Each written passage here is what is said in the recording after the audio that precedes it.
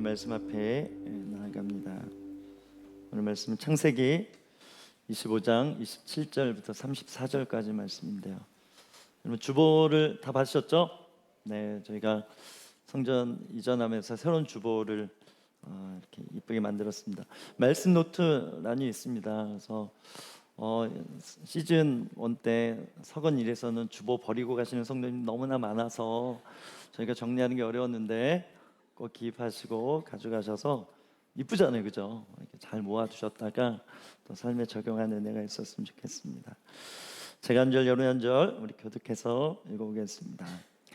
그 아이들이 장성함에 에서는 익숙한 사냥꾼이었으므로 들 사람이 되고 야곱은 조용한 사람이었으므로 장막에 거주하니 이삭은 에서가 사냥한 고기를 좋아함으로 그를 사랑하고 리브가는 야곱을 사랑하였더라. 야곱이 죽을 쑤었더니 에서가 들에서 돌아와서 심히 피곤하여 야곱에게 이르되 내가 피곤하니 그 붉은 것을 내가 먹게 하라니라. 그러므로 에서의 별명은 에돔이더라. 야곱이 이르되 형의 장자의 명분을 오늘 내게 팔라. 에서가 이르되 내가 죽게 되었으니 장자 명분이 내게 무엇이 유익이리요. 야곱이 이르되 오늘 내게 맹세하라. 에서가 맹세하고 장자의 명분을 야곱에게 판지라. 함께 했습니다. 야곱이 떡과 팥죽을 에서에게 주매 에서가 먹으며 마시고 일어나 갔으니 에서가 장자의 명분을 가볍게 여김이더라. 아멘. 저희가 주보에서 나왔지만 은혜로 내일을 살다라는 주제로 매주 말씀 나누고 있습니다. 오늘 두 번째 시간인데요, 은혜의 길을 걷다라는 제목으로 말씀을 나눕니다. 질문으로 우리 말씀 시작하기 원하는데요, 여러분 어떤 길을 걸어오셨고 지금 어떤 길을 걷고 살아가고 계십니까? 얼굴북 아시죠? 예, 페이스북 보면 기능이 가끔 예전에 올렸던 사진 그리고 글들을 이렇게 그 날짜에 맞게 7년 전, 10년 전 이렇게 말씀을 띄워줄 때가 있어요. 보면서 우리 시온이 또 하온이 사진도 보고 내가 이때 이런 묵상을 했구나 알게 되는 그런 일들이 있습니다. 조금 전에 질문, 어떤 길을 오셨고 어떤 길을 가고 있습니까? 이 질문에 답하기 위해서 우리가 SNS 흔적을 살펴볼 수도 있죠. 그리고 여러분 내비게이션 검색하잖아요. 어디를 많이 갔는지, 그렇죠? 그거 보면 우리 인생의 방향도 알 수 있을 것 같아요. 또 핸드폰에 즐겨찾기라든가 또 문자 내용들을 확인할 때 자신이 걸어온 길을 알 수 있고 또 현재 어디에 머물러 있는지 또 알 수 있을 거라 생각됩니다. 그런데 한 가지 더 살펴봐야 될 것이 있는데 무엇인가 하면 발이에요. 발. 성경에선 발을 굉장히 중요하게 여깁니다. 여러분 발을 한번 보세요. 신발이 보이죠? 예. 더 비싼 신발, 좋은 신발을 신었냐 이것을 말하는 것이 아니라 여러분 우리 발끝이 있습니다. 우리 보면 발가락 이렇게 있잖아요. 그 앞에 제일 긴 부분, 나온 부분이 발끝인 것이죠.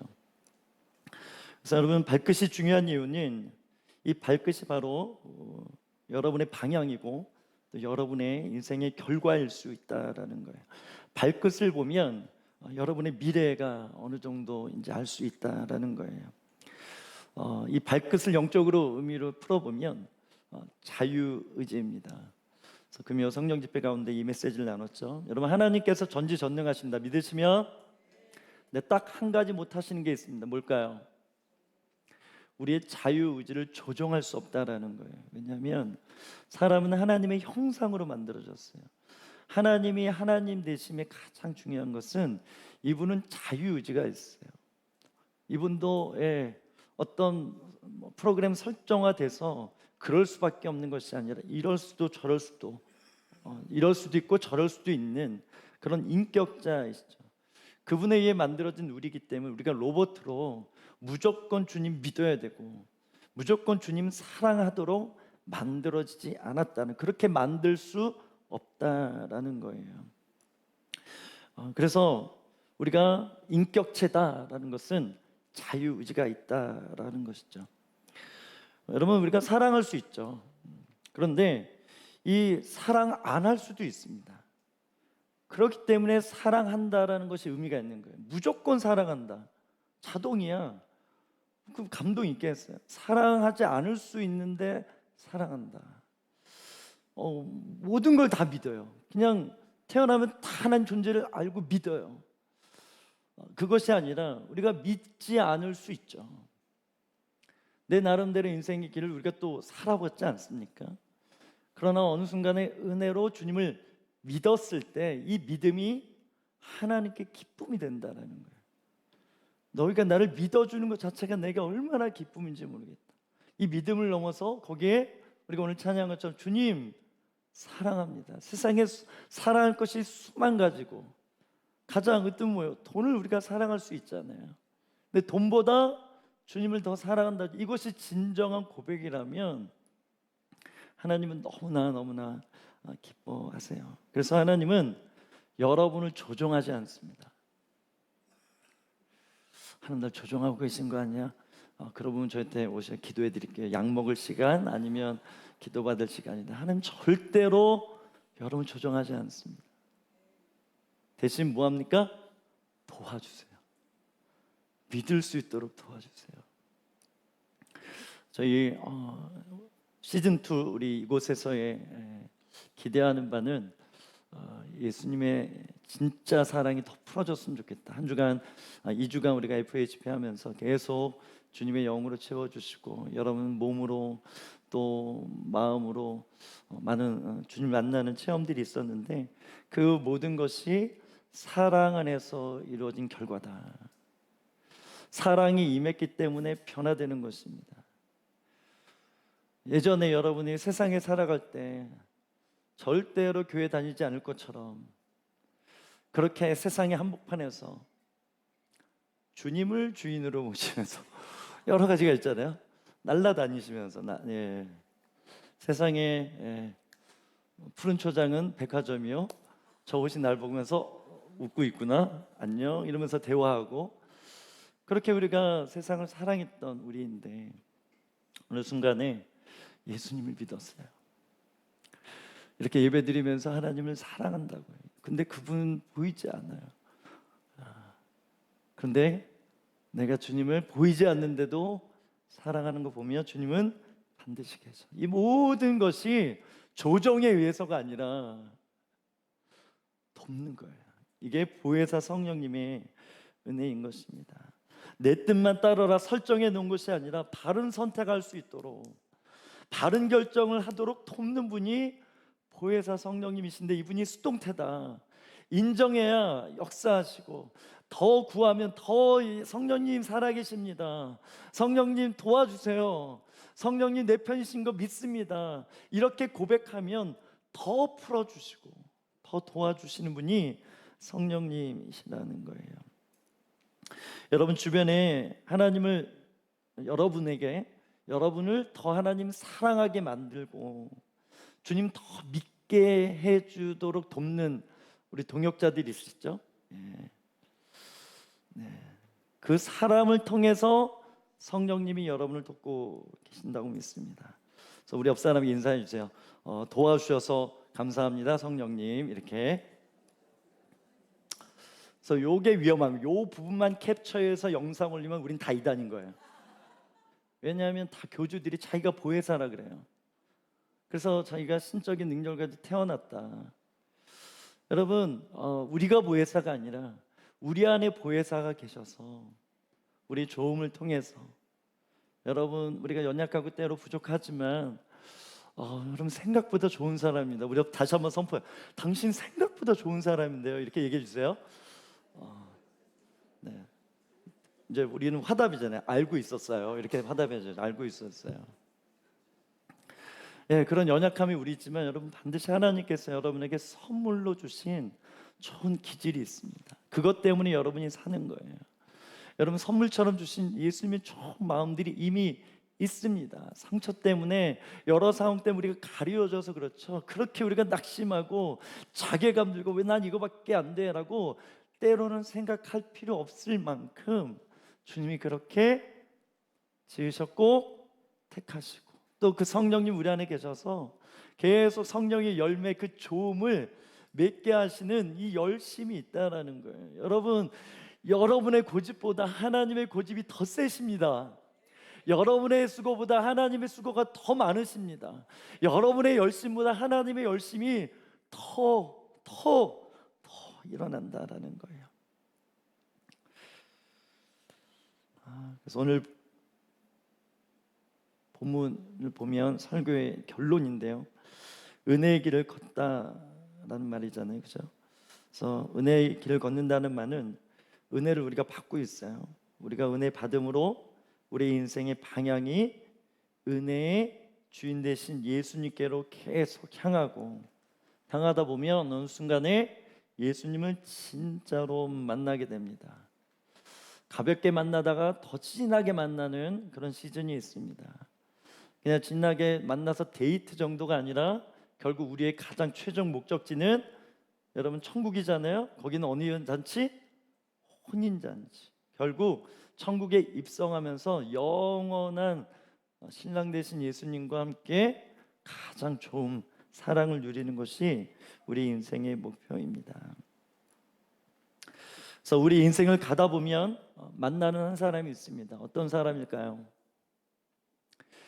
은혜 받은 나를 만나게 됩니다. 은혜를 입어서 예수님 만났고, 은혜를 입어 예수님처럼 변화된 나를 만나게 되는 거예요. 우리가 오늘도 이곳에 온 이유, 은혜 받을 여러분의 모습이 있다라는 거예요. 조금 전까지만 해도 이 공간에 없었잖아요, 그죠? 상상해 보는 거예요. 여러분 여기 딱 앉는 순간 믿음으로 발걸음을 발끝이 이곳을 향해서 왔잖아요. 여기 앉을 때 이미 은혜 받을, 오늘 이 메시지를 듣고 마음을 열고, 와, 이렇게 나는 은혜로 선택받은 자이구나, 나는 은혜의 여정을 걸어가고 있구나, 은혜 받아서 마음이 동하고 마음이 일어나고 새임이 일어나는 나가 있는데, 오늘 여러분의 발끝이 이곳에 왔기 때문에 그 나와 여러분이 만나게 된 거예요. 이 만남이 계속된다라는 거예요. 우리 옆 사람 한번 선포해. 당신은 일터 선교사입니다. 이렇게 선포해 주세요. 여러분, 그래서 여러분에게 기름 부음이 임할 수밖에 없습니다. 오늘 주일 이렇게 보내고 월요일날 여러분 일터로 나아갔을 때 여러분이 기다리는 기름 부음의 사람이 있습니다. 복음을 그냥 어쩔 수 없이 전하는 정도가 아니라, 와우, 봤지? 우리 예수님 이렇게 함께 하시는 거 봤지? 자랑하고 주님을 높이는 여러분이 있다라는 거예요. 그 주님을 만나러 나가는 것입니다. 그렇게 연합되어져서 온전히 은혜로 내일을 사는 나를 만나서 오늘을 그렇게 살아내는 것이 우리의 부르심입니다. 그래서 그 은혜 받은 나를 만나면 내가 나름 열심히 살아온 것도 있지만 깨닫게 되는 것이 있어요.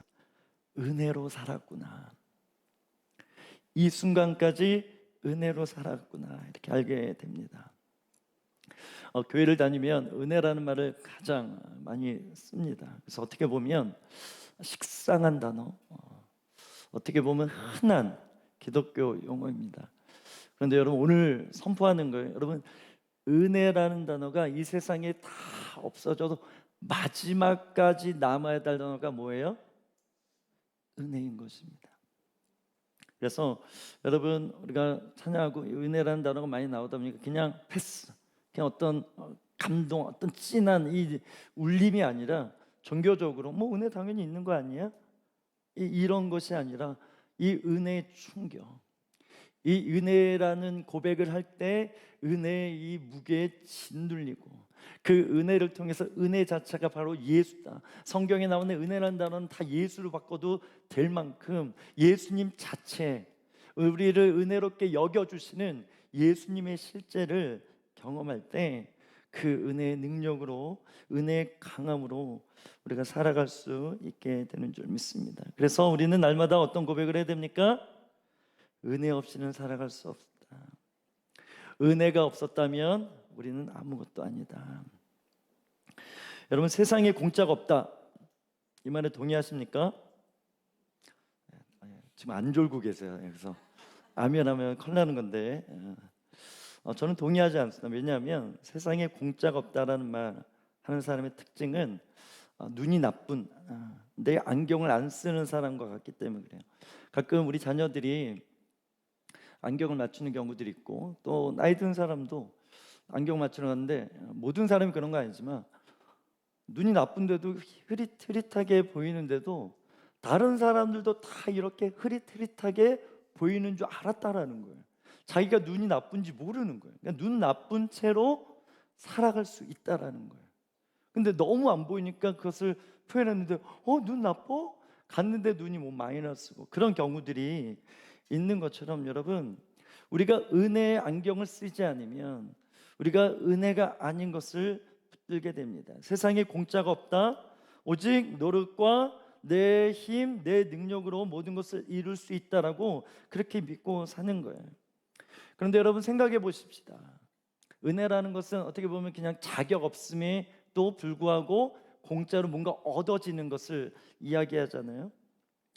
모든 것이 은혜가 아니다. 다 내가 했다. 여러분, 지금 호흡하고 있는 이 공기는 그럼 내가 만든 건가요? 우리가 산에 가서, 휴가철에 가서, 산에서 또 바다에서 누린 이 자연 내가 만들었나요? 그냥 봄으로 느껴지는 힐링과 내가 이 땅에 살아갈 때, 존재할 때 그냥 내가 하지 않고 내가 만들지 않아서 누리는 것이 얼마나 많습니까? 이게 그거 자체가 은혜인 거죠.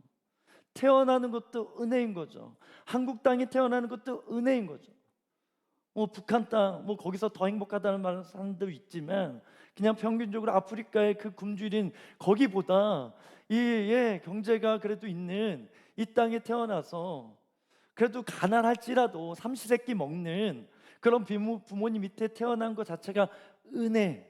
내가 결정한 게 아니잖아요. 내가 선택한 게 아니죠.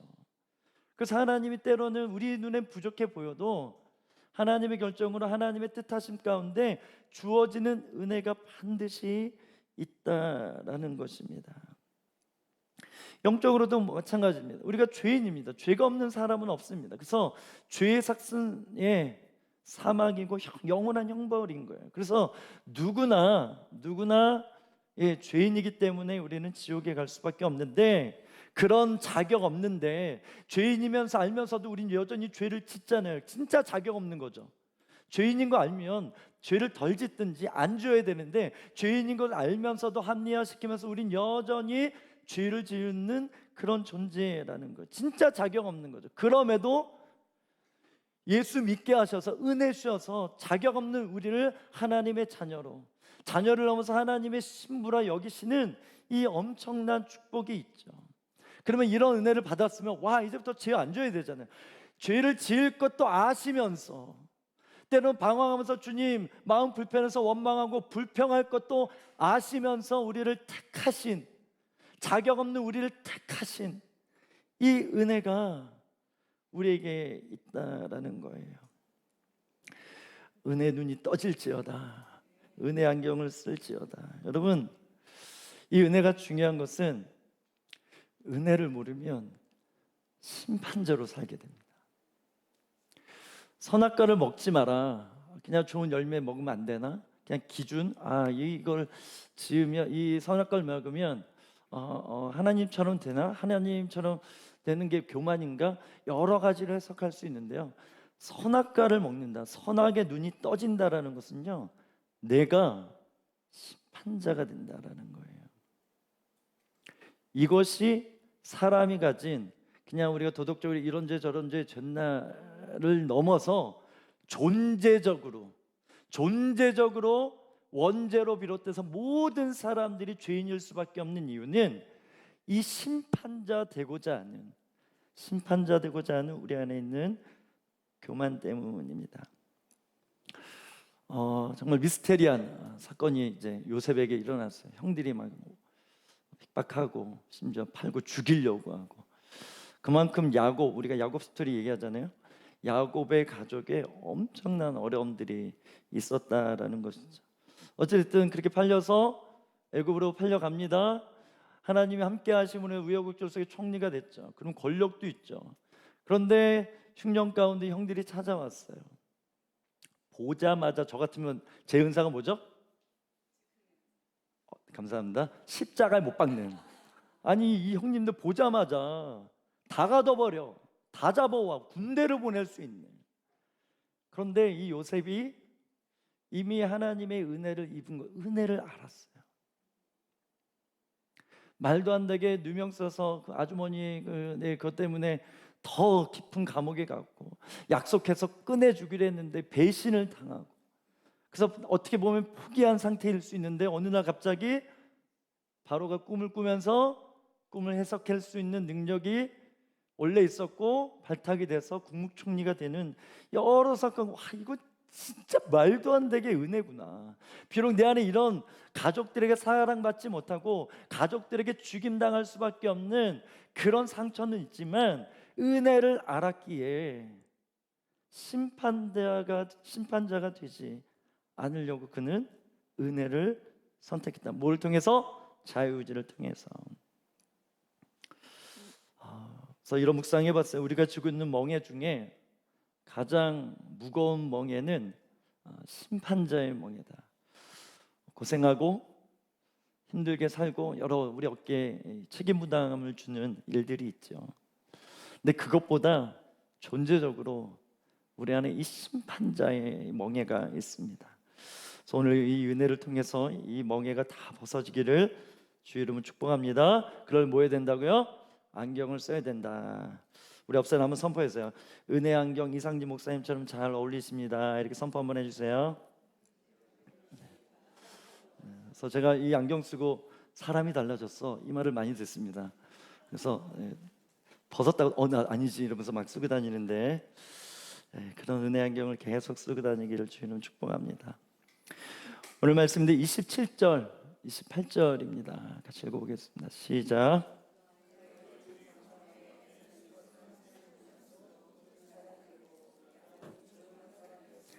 장막에 거주하니 이삭은 에서가 사냥한 고기를 좋아하므로 그를 사랑하고 리브가는 야곱을 사랑하였더라. 여러분, 하나님의 선택, 하나님이 뭘 선택하는가를 통해서 이러하신 분이구나 우리가 안다 그랬어요. 사람도 마찬가지입니다. 뭘 선택하냐? 선택은 뭐라고요? 네 글자로 자유의지. 자유의지를 어떻게 쓰는가를 보면 그 사람이 어떤 사람인지 알린다라는 거. 발끝이 어디를 향하는지 보면 그 사람이 어떤 사람인지 안다. 지난주 말씀입니다. 예언이죠. 하나님 보니까 큰 자가 작은 자를 섬기겠다. 이 큰 자는 누구예요? 오늘 본문의 에서죠. 작은 자는 야곱입니다. 그래서 하나님이 에서를 통해서 장자인데, 이 고대 문화 안에서 이 장자에게 주는 축복은 절대적인 거예요. 권력이고, 모든 상속을 내가 받아서 동생에게 나눠주는, 부모님이 이렇게 분배가 아니라 이 장자권은 그냥 큰형님이 받아서 동생들에게 줘도 되고 안 줘도 되는 이런 권한인 거죠. 그런 에서인데 에서가 야곱을 섬길 것이다, 그렇게 예언하는 말씀 이후에 이제 본문에 이제 스토리가 나오는 거예요. 에서는 어떤 모습인지, 야곱은 어떤 모습인지. 하나님이 선택하셨어요. 하늘에서 선택하셨어요. 땅에서 에서는 어떻게 살아가는지, 야곱은 어떻게 살아가는지 오늘 본문이 묘사하고 있습니다. 에서는 어떤 사람? 사냥꾼 그 이름대로 그가 얼마나 강한 남자였는지, 기질이 또 그런 사나이 중에 사나이인지 알게 되고요. 특히 야곱은 조용하게 장막에 거하더라. 장막에 모였겠어. 우리 리브가 어머님과 대화 나누고 같이 요리하고, 그래서 팥죽 만들다가 오늘 지금 이 사건이 일어난 거잖아요. 어찌됐든 나름의 뭐가 있습니까? 기질이 있습니다. 그런데 뒤에 본문에 보면 아버지 이삭이 에서를 좋아하더라, 이게 포인트예요. 엄마 리브가는 누굴 좋아하더라? 야곱을 좋아하더라. 그래서 요즘 계속 우리가 편애에 대해서 나누고 있습니다. 그래서 편애, 그렇죠? 하나님이 편애하는 사람은 쓰기에 편한 사람 좋아하신다. 이게 금요일날 나왔던 말씀이에요. 그래서 이삭은 에서를 편애했고 리브가는 야곱을 편애했다. 그래서 묵상해 볼 때 이런 생각해 봤습니다. 결국 인생은 누구의 편애를 받을 것인가, 이 문제인 것 같아요. 여러분, 누군가에게 편애를 받느냐에 따라서 우리의 발끝, 우리의 선택도 달라질 수 있다라고 저는 생각합니다. 생각해 보는 거예요. 물론 이삭이 사냥을 잘했을 수도 있고 못했을 수도 있지만 어찌됐든 이 에서가 사냥을 해서 동물들을 잡아다 육식 이런 것들 요리하고 뭐 이런 걸 에서가 막 좋아했을 거잖아요. 엄청난 지지, 야, 넌 진짜 장남 중에 장남이다. 이런 엄청 지지가 인정이 있으니까 그러면서 어깨 올라가면서 더 열심히 잡다 보니까 사냥꾼이 됐을 거고, 집에서 야곱은 엄마 도와드릴게요 이러는데 엄마보다 요리를 더 잘해. 야, 너 기름 부음 있다. 너 원래 백신이 막 이러면서 뭐 그러지 않았겠어요? 그러면서 마음이 연락돼서 이게 편이 된 거예요. 나눠진 거예요. 여러분 보면 이게 어떻게 보면 우리 인생사의 모습입니다. 결국 세상 편가르기 아니겠습니까? 정치도 여러분 안타깝지만 교회 안에도 그럴 수 있습니다. 여러분 한 집안에서 가족끼리 사랑하는 엄마 편, 아빠 편 이러고 있는 거잖아요. 저희 오늘 우리 가족들 계시는데 저희 부모님 아버지와 큰 누님, 큰형 이렇게 닮았어요. 그리고 저희 어머님, 작은 누님, 막내 저 이렇게 닮았어요. 그래서 어렸을 때 이렇게 편 나눠서 싸울 때 같이 이렇게 싸워야 되는구나. 이게 어린 마음에 이게 닮은 걸로 이렇게 나누는 그런 게 있더라고요. 이게 어떻게 보면 우리가 갖는 본능일 수 있습니다.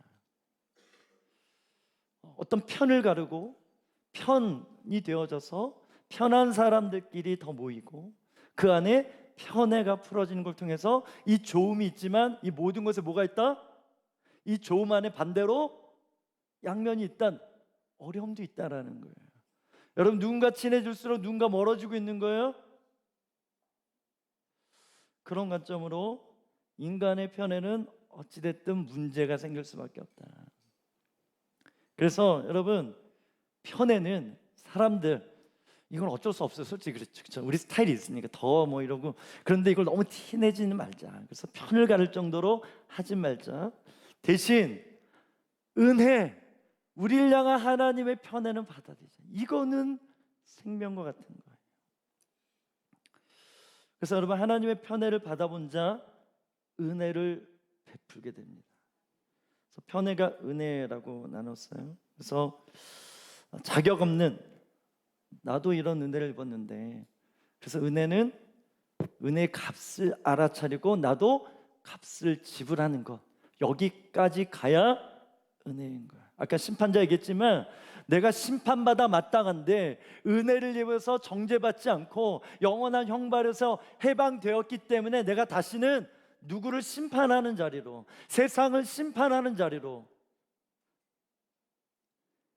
비판하지 말라. 너희가 비판을 받을 것이다. 언제든지 비판받을 수밖에 없는 우리이기 때문에 그 진리를 붙들고 심판자가 되지 않는 방법은 오직 주님의 편애를 받는 방법밖에 없다라는 거예요. 그러면 이 편애를 받잖아요. 은혜를 계속 받잖아요. 그러면 뭐가 생기는가? 은혜의 마인드가 생깁니다. 은혜롭게 누군가를 볼 수 있는 이 시야가 너그러운 자비와 양성 국률의 마음들이 성령 안에서 일어나게 되는 것입니다. 29절에서 31절 같이 읽어보겠습니다. 시작.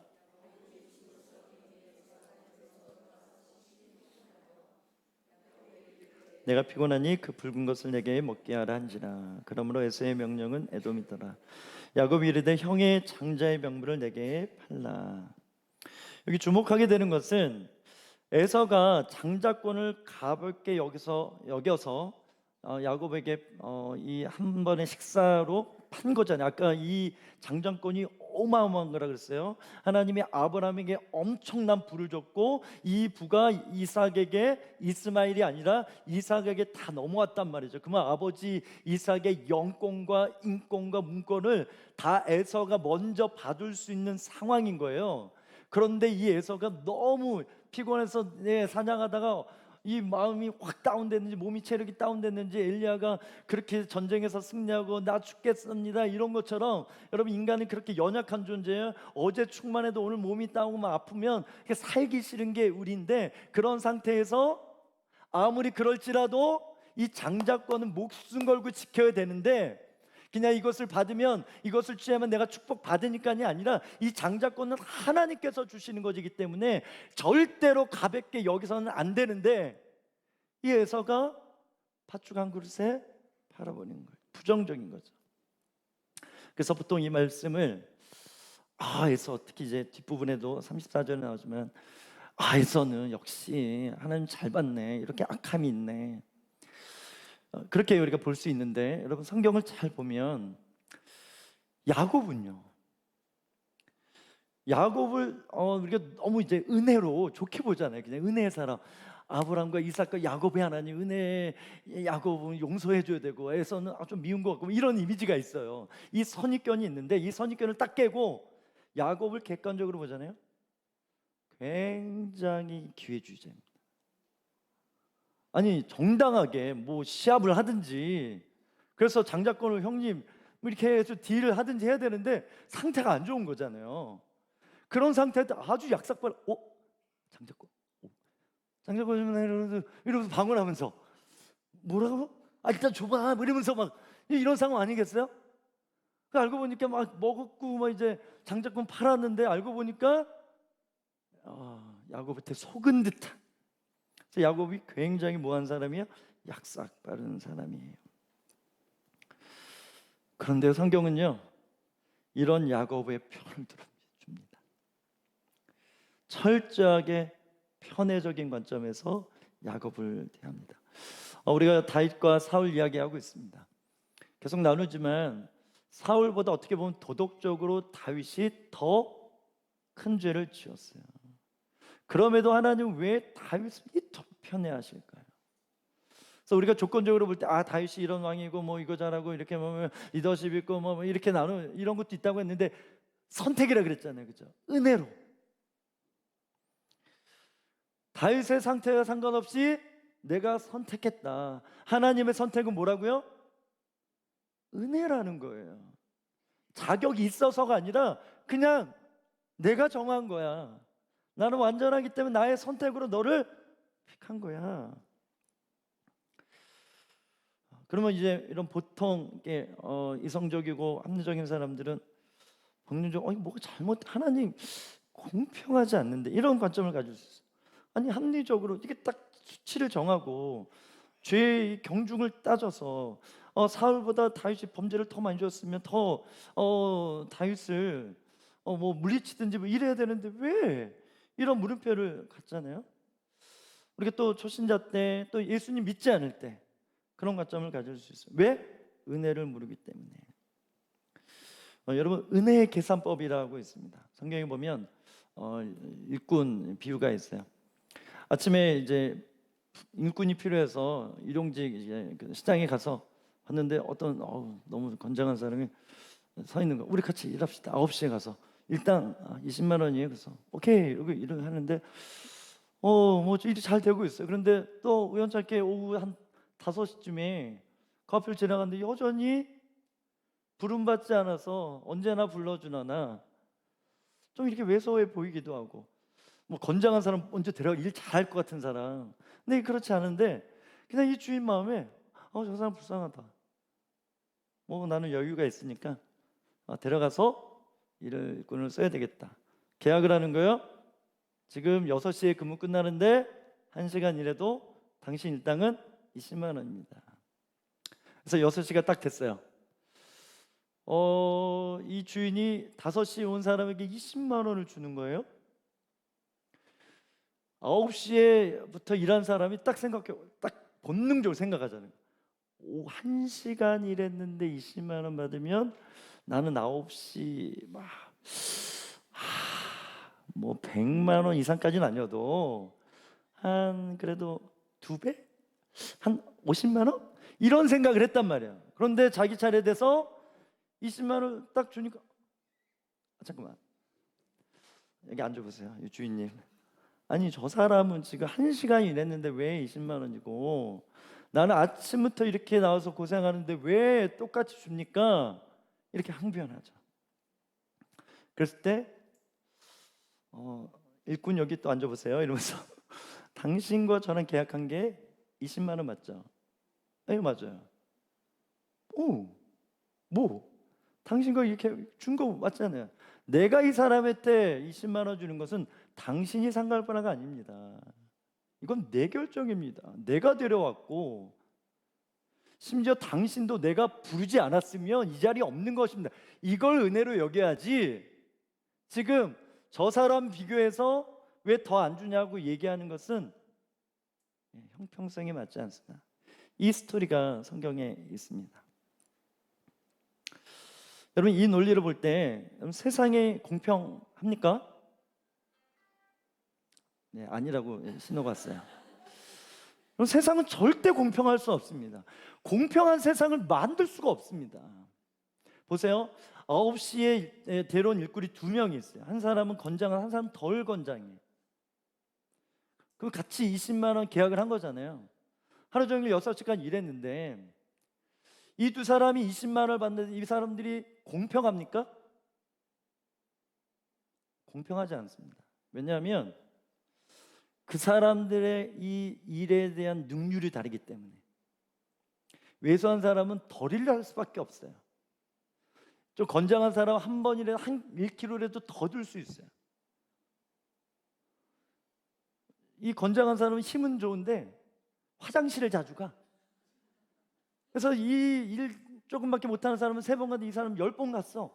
그러면 화장실 가는 시간도 다 재야 되잖아요. 이거 다 재면서 이 수치를, 이 사람은 18만 원치, 이 사람은 19만 원치, 이걸 어떻게 측정하겠어요? 세상은 절대로 공평할 수 없습니다. 근데 사람들은 공평해야 된대. 합리적이어야 된대. 여러분, 공평하다는 말이 논리가 안 되는 게 세상의 모든 사람은 다 다릅니다. 쌍둥이도 다릅니다. 그래서 같을 수가 없어요. 같은 대우를 해줄 수가 없어요. 그래서 우리가 세상에 유토피아를 만들고 공평한 세상을 만든다? 예, 노력은 할 수 있지만 이루어질 수 없다라는 거예요. 그래서 여러분, 우리가 살아갈 때 이 심판자의 계산법을 내려놔야 됩니다. 심판자의 계산법. 이 심판자의 계산법을 내려놓고 이래야 돼, 저래야 돼. 여러분, 각자 기준이 다 다릅니다. 이 기준이 옳다는 걸 어떻게 밝혀내요? 여러분, 우리가 이 교회를 이끌어가는 데 있어서 여러분 성도님들, 뭐 집사님, 리더십들, 심지어 교육자들 다 있어요. 이걸 어떻게 공평하게 합리적으로 최선을 끌어낼 수 있습니까? 백날 회의해 보십시오. 이건 이렇고 딴지 걸면 무조건 다 걸 수 있어요. 감사합니다. 딴지 안 걸어주셔서. 네, 우리 워시파우스 교회 담임 목사 리더십을 잘 세워주는, 그래서 은혜로 늘 감사하고 있다, 그런 마음이 있습니다.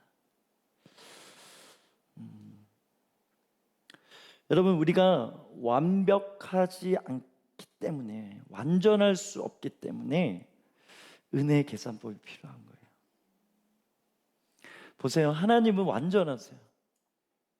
여러분이 얼마나 땡땡이 쳤는지, 얼마나 여러분이 죄를 졌는지, 속으로 얼마나 하나님 원망하고 불편했는지 다 아세요. 그럼 그거 다 그냥 뭐 슈퍼컴퓨터? AI? 저리. 아까 찬양 감찰하세요. 다 아세요. 우리 행위를 모르는 게 없는데 그분이 그러면 우리를 심판자로, 너 봤지? 맨날 자기 전에 기도하러 와, 여기 워룸. 그래서 오늘 너 이거 잘못했지, 십자가 10번 막 이거 뭐 어떻게 살겠어요? 그런데도 우리 주님 이러면 괜찮아. 예수님은 다 해결했어. 그 대신 죄짓지 마. 가늠한 여인에게 그렇게 말씀하셨어요. 한 번이 아니라 수백 번, 수천 번이어도, 수만 번이어도 주님은 우리에게 그렇게 대해 주시는 분이세요. 이것이 은혜의 계산법입니다. 이 은혜의 계산법으로 우리를 하나님이 보듯 내 자신을 볼 때, 그래서 우리는 은혜의 길을 걸어갈 수밖에 없는 거예요. 은혜의 길 위에 있구나. 계속 걸어도 은혜밖에 없는 거구나 알게 되는 것입니다. 우리 32절, 34절 읽어보겠습니다. 시작.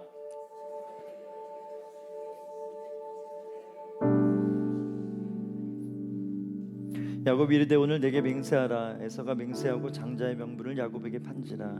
34절 같이 읽습니다. 야곱이 떡과 팥죽을 에서에게 주매 에서가 먹으며 마시며 일어나 갔으니 에서가 장자의 명분을 가볍게 여김이더라. 에서도 약한 자, 야곱도 약한 자. 그러나 오늘 또 우리에게 이 말씀 메시지를 줍니다. 에서의 불신앙에 대해서 이야기하고 있어요. 서두에 말하는 것처럼 그의 발걸음이 어디를 향하고 있는지 다시 알려주고 있습니다. 배고파 죽을 정도로 팥끝 한 그릇으로 자신의 모든 상속권을 동생에게 넘겨주고 그가 일어나서 나간 것이 어디입니까? 성경이 자세히 나와 있지 않지만 자기가 원하는 것, 에서는 자기가 하고 싶은 대로 살았어요. 꼭 사냥꾼이어서가 아니라 그의 기질. 에서는 세상의 에돔에서 이스라엘 백성과 치열한 전쟁, 나중에 굴복당해서 진짜 점령 조공을 바치는 그런 나라의 뿌리가 에서있죠. 상징이 뭡니까? 자기가 원하는 거 하고 싶고 자기 뜻대로 살고 싶고 자기 방식대로 살고자 하는 대표적인 인물이 에서입니다. 여기 34절에 보면 장자의 명분을 가볍게 여김이더라. 이 말은 업신여기다라는 의미예요. 표현이 가벼운 거예요. 경멸하다라는 거죠.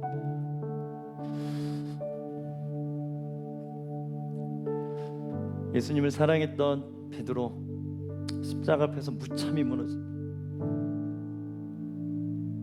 자기도 깜짝 놀랐어.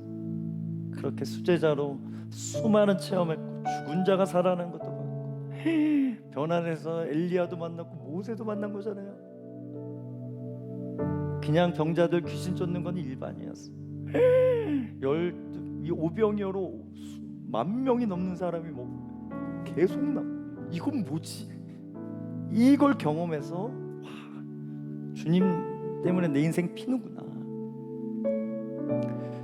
근데 예수님이 잡히시던 그 밤에 베드로가 3번 부인합니다. 심지어 주는 그리스도시여 살아계신 하나님의 아들이십니다. 이 교회의 반석이 되는 고백을 그가 했던 자인데 그 입술로 주님을 3번 부인합니다. 딱 이 말씀이고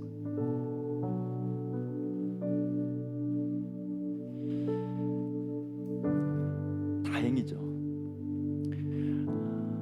베드로는 은혜의 시대에 살았습니다. 에서처럼 경멸했고 심지어 아니 그런 미친 예수를 내가 어떻게 한다고 이런 표현인 거예요. 아, 저 몰라요. 이 정도가 아니에요. 막 저주를 퍼왔다. 그래야 자기가 사니까. 그랬던 베드로인데 주님이 다시 불러주셨어요. 그래서 이 은혜를 진짜 제대로 받고 그가 나중에 순교합니다. 내가 어떻게 예수님처럼 정상적으로 십자가 못 박힐 수 있겠습니까? 저를 거꾸로 못 박아 주십시오. 이런 전설이 있어요. 진짜 그랬을 것 같아. 불러주신 것, 제자로 불러주신 것도 은혜고 수많은 은혜를 경험한 것도 은혜인데 그 만남으로는 부족했어요.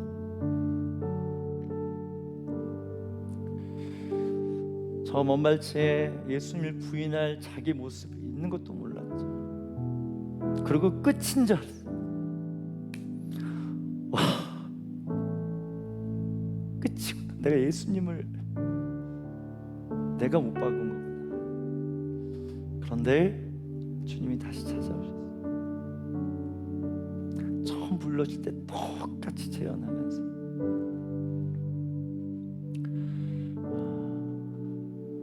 사랑하는 시몬아, 요한의 아들 시몬아, 내가 나를 사랑하느냐? 대답을 할 수가 없었어요. 예전처럼 주님 사랑합니다 해봤거든요. 그래서 주님이 아십니다. 이게 제대로 된 대답이 아니에요. 그런데 주님이 그래도 내 양은 내 양을 먹여라, 이 말씀대로 그가 초대교회 거룩한 리더로 쓰임받게 됩니다. 그럼 이게 우리의 모습이라는 거예요. 은혜 아니면 우리는 에서처럼 경멸하고 이 거룩한 장자의 명분, 이 부르심, 우리 몫으로 주신 기름 부음, 이 몫으로 주신 예수 이름의 권세, 몫으로 주신 수만 가지의 은혜 다 뺏어버리고 내 힘으로, 내 능력으로 그렇게 살 이유가 없습니다. 여러분, 예배는 자유의지를 드리는 것입니다. 믿으시면 금요일날 나눴어요. 자유의지를 드린다는 건 몸으로 표현하면 경배입니다. 발이 중요하다고 했어요. 우리 발만 중요한 것이 아니라 주님의 발이 중요합니다. 여러분, 개인적으로 집에서 예배 드릴 때 경배하십시오. 진정으로 마음 다해 경배하는 그 자리에 예수님의 발이 보입니다. 근데 이 발이 그냥 발이 아니에요. 여러분을 위해서 대신 십자가에 오르신 그 발바닥. 제가 노래 많을 때 그 핏자국 따라 이런 고백 쓴 적 있어요. 예수님이 걸어가신 자리는 다 핏자국입니다, 여러분. 피가 흘러서도 핏자국이고 발바닥에도 얼마나 많은 스크래치와 상처가 있겠어요. 때는 우리가 자유의지를 들여서 하나님이 원하신 걸 선택했는데 안 될 수 있어요.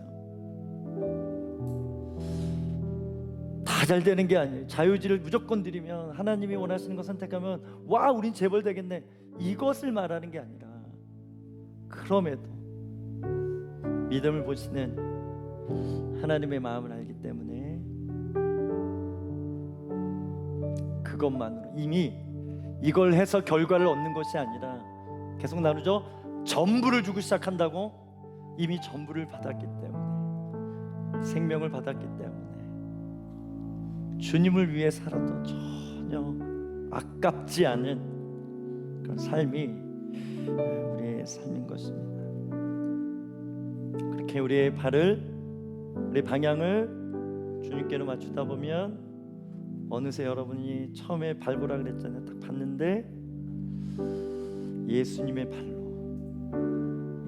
발로 보이게 되는 그날이 있을 거라고 확신합니다. 찬양하십시다.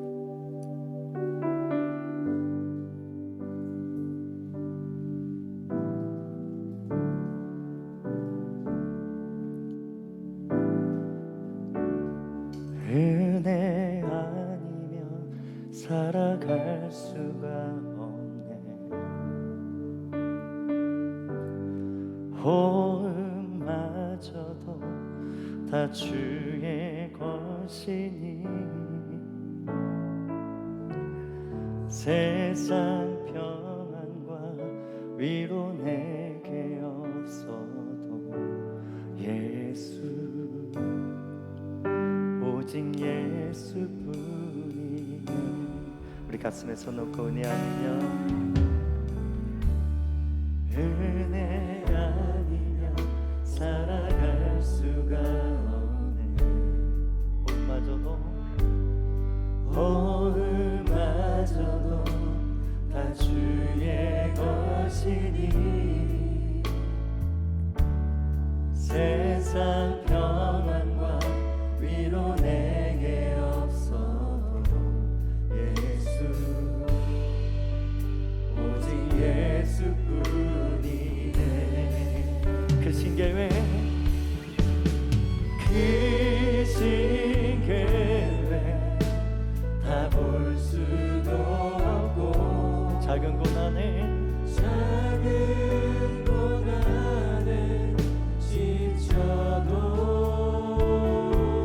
때로 주께로 묶인 주께 묶인 나의 모든 삶 버티고 견디게 하시네. 한 번 더 크신 계획 크신 계획 다 볼 수도 없고 작은 고난에 지쳐도 주께 묶인 주께 묶인 나의 모든 삶 버티고 견디게 하시네. 은혜 아니면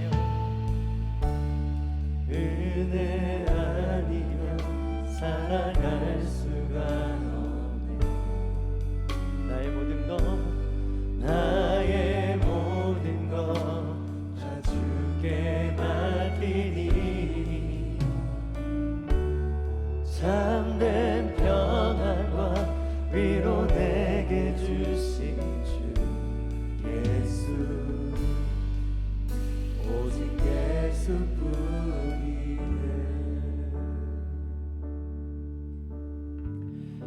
이 시간에 회개했으면 좋겠습니다.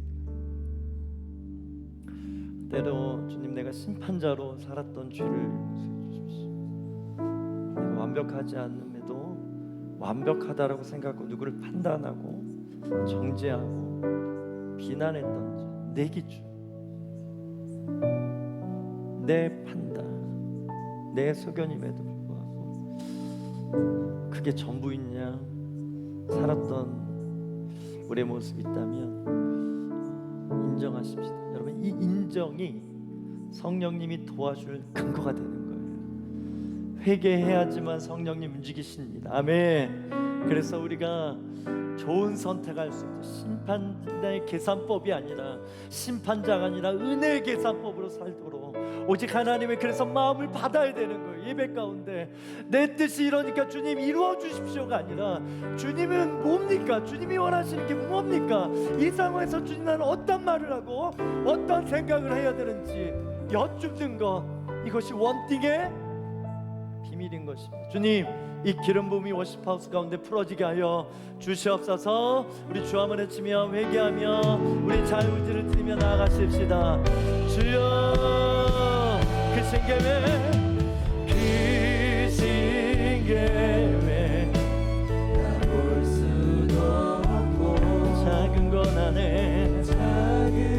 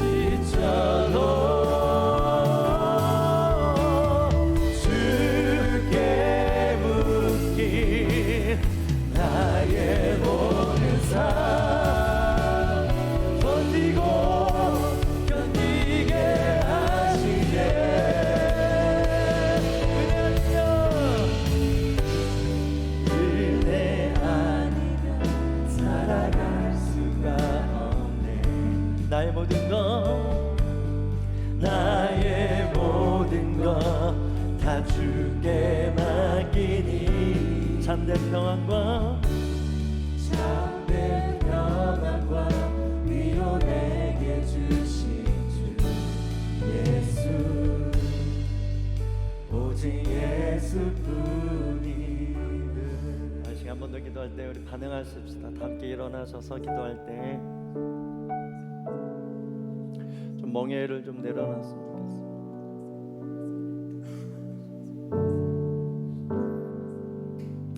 여러분, 때로 우리가 악역을 할 때가 있어요. 내가 원치 않는데 죄를 지어요. 그 멍에가 있어. 우리 안에 때로 분노, 짜증, 우리 안에 부정적인 주님이 주신 게 아니라 거룩한 분노, 정의를 위해서 필요하죠. 그런 것이 아니라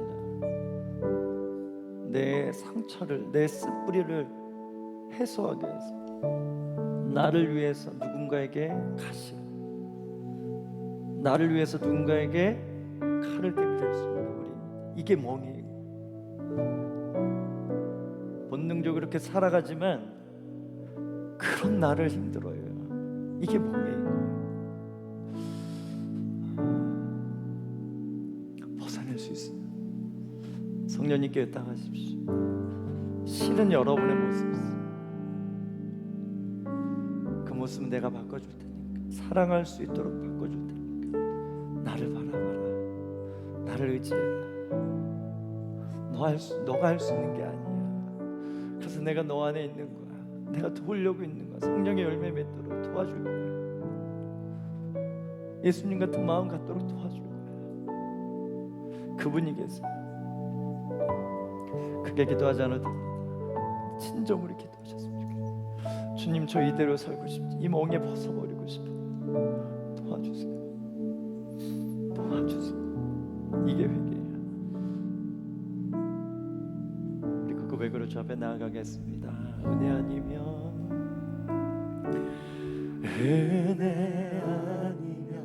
살아갈 수가 없네. 호흡마저도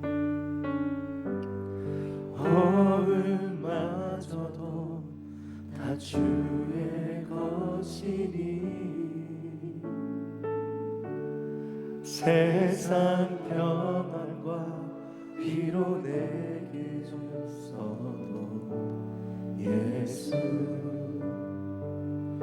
오직 예수뿐이네. 한 번 더 은혜 아니면 살아갈 수 없네.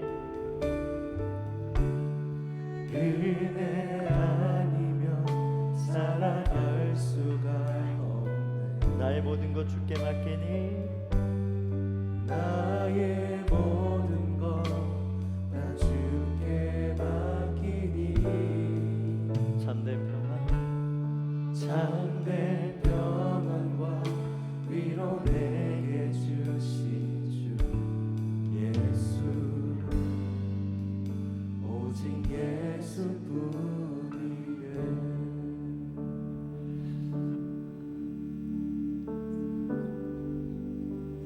너희가 은혜 위에 있다. 안심해도 됩니다. 은혜 아래에서 절대 벗어날 수 없다. 너가 도망가도 내가 따라갔습니다. 그 자리를 은혜의 자리로 만들 거야. 나의 바람은 너가 진짜 은혜를 입어서 너가 가는 곳마다 은혜가 묻어나와서 은혜 없어서 허덕이고 지쳐있는 이 세상 가운데 소망이 됐으면 좋겠다. 은혜가 있어요. 걱정하지 마세요. 이렇게 얘기해 줬으면 좋겠다. 주님, 우리에게 이 사명을 주신 줄 믿습니다. 아침에 눈을 뜰 때 은혜 안경을 쓰게 해주십시오. 모든 것을 은혜로 보게 해주십시오. 처음엔 잘한데도 넘어져도 포기하지 않고 또 써보고 도수 맞추고 그렇게 예수님처럼 살아가길 원합니다. 오늘 또 예물로 예배하는 자들이 있습니다. 이물질이 쓰이는 곳에 성령님 기름 부으셔서 은혜만 넘쳐나게 해주십시오. 또 그 드려진 믿음 위에 하늘의 신령한 복과 이 땅의 기름진 축복을 정말 더하셔서 마음껏 주님 위하여 물질도 사용하고 은사도 사용하고 내가 가진 모든 것을 그렇게 드려서 주님의 영광 되어지는 워시파우스 성도가 되어질지어다. 지금 우리 주 예수 그리스도의 은혜와 아버지 하나님의 무한하신 사랑과 성령 하나님의 충만히 교통하신 그 은혜가 오직 은혜 아니면 살 수 없음을 선포하며 또 삶의 여정으로 나아가는 모든 워시파우스 성도들 위해 또 워시파우스 사명 위에 또 우리 다음 세대들 위해 이제부터 영원토록 함께 하시기를 간절히 축원하옵나이다. 아멘.